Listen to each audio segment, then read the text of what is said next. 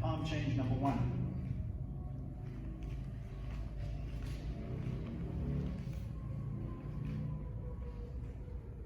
Let's see what number of stances we've got.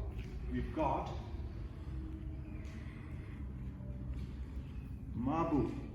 As soon as you're in the mabu, it's turning to cat stance. It's gone into that one-legged posture to avoid deflecting the kick in. Now it's in gongbu or zenkutsu. Back, I pass through the warrior fighting position. I've turned around into what's essentially called kutsurachi. Just passing through, could be kicking, and there. So whether you're doing that, whether you're doing palm change number 3, twisted stance.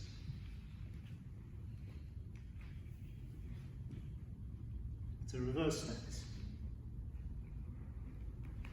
Whether you're doing number 4. This is a one-legged posture. Gongbu, forward stance, zenkutsu.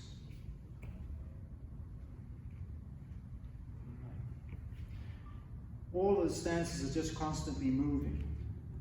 A lot of people practice this as 1-2, don't. Try to get so that it's one movement and your hips doing all the work. Your leg isn't just moving like a stick. Don't vary much with weapons. They're pretty much the same whether you're talking in Chinese, Japanese, Filipino, etc. All that changes is really how you use the weapon. And the stance you might prefer. If it's a long pole, you're going to prefer a back-weighted weapon. If it's a light, small, nimble weapon, like an harness stick, you're going to be closer in, you might have your weight forwards, and you might have a reverse cat stance. So you might have that sort of action. With a sword, you're kind of in between, which is why I thought I'd pause at this point and illustrate. Firstly, let's just have a look at the grip. If you have a normal grip like this, you've got a very strange angle. So the pistol grip is really what you want. And that's why all the Chinese forms have this. Okay? It doesn't work quite that way. You have that pistol grip like that. It's not really 2 fingers there. But what you end up with is that. It allows me to thrust. And it also means that I'm not going to be turning the hand over all that readily. If you try that and thrust over the top like that, you'll see the weight of the sword kind of is unpleasant. So you're going to be very reticent about that. You might have the odd strike like that, but straight blade down is, with a heavy sword, light sword you would notice. So there's a lot of thrusts like this, and then thrusts like that. But if we look at the stance, for instance, I might be in a slightly back-weighted stance. As I parry, I might go into a gongbu. So it's the same principle. And again, I might work slightly offline.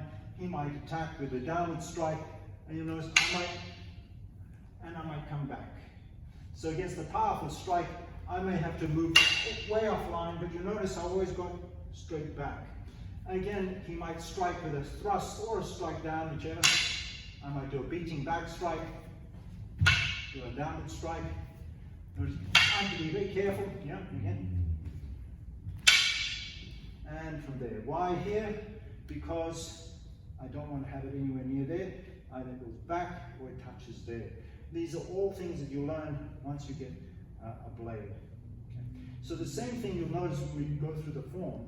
The stances will allow you to go through and deflect. So attack. All this is effectively moving slightly to the side, and you're effectively doing what's really a single weighted stance, but in this case I've gone there. I can counterbalance, which is like an exaggerated cat stance, reverse cat stance, where I put the weight. Why? So I can swing right in without, because I get that swing back, I'm not fully committed to the blow. So you'll see these things constantly. You'll see cat stance. Yeah. You'll see twisted stance. You'll see all sorts of movements that effectively come from the Tai Chi form, but they're put in a very practical context. And people who are trained in sword competition actually use these techniques.